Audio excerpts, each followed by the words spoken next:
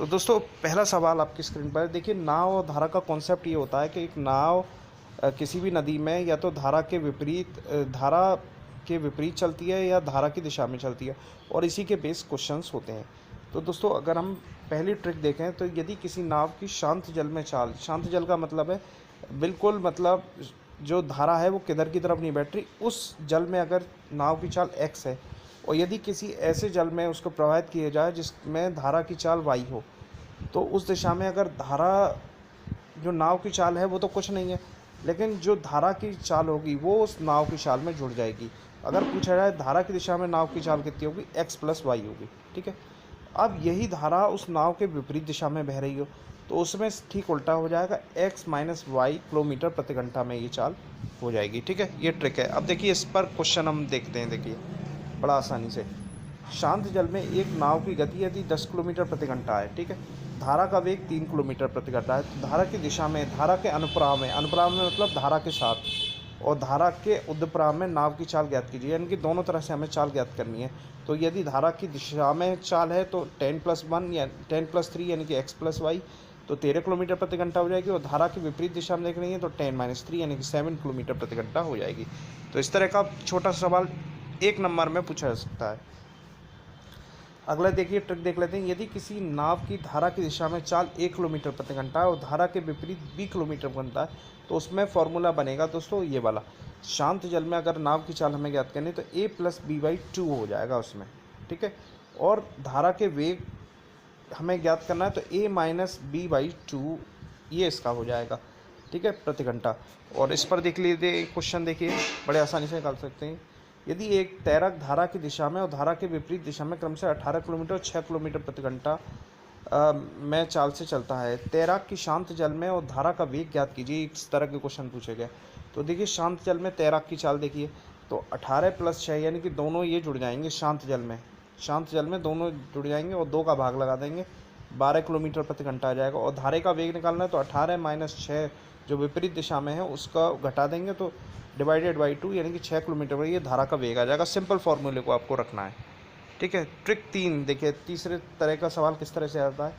एक नाविक धारा की दिशा में एक निश्चित दूरी तय करने से पहले स्थान पर लौट आता है। यदि जाने आने में कुल समय t लगता है तो नाव धारा की चाल x वाई प्रति किलोमीटर प्रति घंटा होती है। देखिए इस सूरत में क्या होता है कि इस सूरत में बेसिकली डिस्टेंस पूछी जाती है, तो ये फॉर्मूला आपको लगाना है, t x प्लस वाई और x minus Y divided by 2x kilometre, और जहाँ पर x बड़ा होगा y से। इस तरह के क्वेश्चंस में देखिए क्वेश्चन समझने कर इस फॉर्मूले को रखते हैं। ठीक है, देखिए यदि एक स्थान पर p q तक जाने में तथा वापस आने में 4 घंटे लेता है, ये वैसे ही क्वेश्चन आ जाता है नॉर्मल।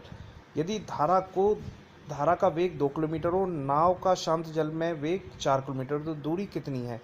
अभिष्ट दूरी यहाँ से निकालेंगे, फॉर्मूला रख देंगे और फॉर्मूले से इस क्वेश्चन को निकाल देंगे। और फॉर्मूला आपको याद रखना है tx प्लस वाई और tx माइनस वाई। इस फॉर्मूले को इसमें रखकर 6 किलोमीटर जो है वो आपकी अभिष्ट दूरी आ जाएगी। चलिए एक क्वेश्चन ट्रिक वाला, एक और चौथी ट्रिक है। एक तैराक जल की प्रवाह के विपरीत दिशा में एक निश्चित दूरी को t1 घंटे में लेता है, जबकि प्रवाह की दिशा और उसी दूरी को t2 घंटे लगते हैं। तो तैराक की चाल क्या होगी, t1 + 2, और धारा की चाल क्या होगी, t1 माइनस t। इस फॉर्मूले को आप याद रखिए और इससे इस तरह का क्वेश्चन आप चुटकियों में निकाल सकते हैं। देखिए इस वीडियो को 2 या 3 बार देखिएगा, बिल्कुल समझ में आ जाएगा ये नाव धारा कॉन्सेप्ट। एक नाविक धारा की दिशा में निश्चित दूरी को तय करने में 4 घंटे का समय लेता है, जबकि उतनी दूरी को धारा के विपरीत तय करने में 8 घंटे लेता है। यदि नाविक का वेग शांत जल में 15 किलोमीटर पता हो तो धारा की चाल ज्ञात कीजिए। तो देखिए धारा की चाल ज्ञात करने के लिए आप सीधा इस फॉर्मूले को रख सकते हैं, 15 डिवाइडेड बाई धारा की चाल बराबर 4 + 8, यानी कि इन दोनों को जोड़ देंगे और धारा के विपरीत वाले में 8 - 4 कर देंगे। सिंपल निकालेंगे, धारा की चाल यहाँ से ज्ञात करेंगे, क्रॉस मल्टीप्लाई करेंगे और 5 किलोमीटर प्रति घंटा आपका इस फार्मूले से t1 + t2 से और t1 - t2 से ये आपका फार्मूला आ जाएगा। तैराक की चाल धारा की चाल बराबर t1 + t2 और t1 - t2। ठीक है, ये याद रखना है आपको। 5वीं ट्रिक है दोस्तों, यदि किसी तैराक को धारा के विरुद्ध d1 किलोमीटर जाने में धारा की दिशा में d2 किलोमीटर प्रत्येक दिशा में t समय लगता है, तो उस दौरान क्या होगा। तो तैराक की चाल अगर हम निकालें तो d1 + d2/2t, और धारा का वेग निकालता है तो G2 माइनस D1/2T। इन फॉर्मूलों को रख दो, चुटकियों में 2 सेकंड में आपका आंसर आ जाएगा। जैसे आप देखिए इसका एग्जाम्पल देख लेते हैं। यदि हम धारा के विपरीत 15 किलोमीटर जाने में और धारा की दिशा में 21 किलोमीटर जाने में प्रत्येक दिशा में 3 घंटे, तो धारा का वेग ज्ञात कीजिए।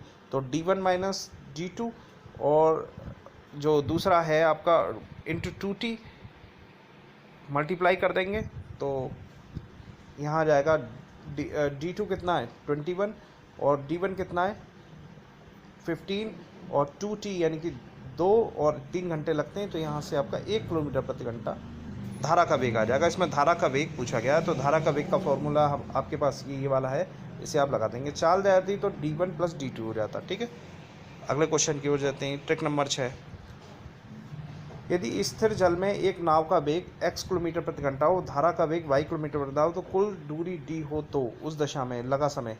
देखिए धारा के विरुद्ध नाव को जाने में लगा समय, इस फॉर्मूले को देंगे dx माइनस वाई, और धारा की दिशा में नाव को जाने में लगा समय dx divided by x plus Y.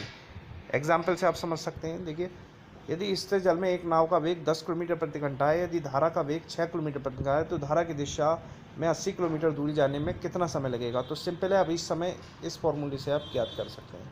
ठीक है, ये फॉर्मूला लगा दिया, dx/x प्लस वाई, x ये हो गया, y ये हो गया और d आपकी दूरी ये हो गई। तो 5 घंटे का कुल मिलाकर समय लगा। चुटकियों गए दोस्तों, चुटकियों में 2-3 बार आपको सवाल देखना। देखिए 7वीं ट्रिक की आ गई आपकी। ठीक है, इसमें मैं क्वेश्चन के माध्यम से ही समझाऊंगा। यदि एक आदमी धारा के साथ 24 किलोमीटर की धारा के विपरीत 18 किलोमीटर जाने में बराबर समय लेता है, यदि धारा की गति 6 किलोमीटर प्रति घंटा हो, तो आदमी की गति क्या होगी। तो आदमी की गति याद कर देंगे, कुल दूरी बटे जो समय लगा है, ये जो दूरी है उसमें से माइनस कर देंगे, और जो 6 किलोमीटर प्रति घंटा धारा की गति उसका मल्टीप्लाई कर 42 किलोमीटर प्रति घंटा जो है क्वेश्चन का जो सही जवाब आ जाएगा। तो ये 7 तरीके हैं जिनसे कि नाव और धारा के क्वेश्चंस को सॉल्व कर सकते हैं। इसके अलावा दोस्तों अगर आपको अभ्यास प्रश्न चाहिए तो मैंने PDF फाइल टेलीग्राम ग्रुप में डाल दी है, वहाँ से आप देख सकते हैं। अगले वीडियो के साथ, वीडियो अच्छा लगे तो प्लीज़ लाइक कीजिएगा, और अगले वीडियो के साथ एक बार फिर मिलाएंगे। सब्सक्राइब करना ना भूलना। बहुत बहुत धन्यवाद।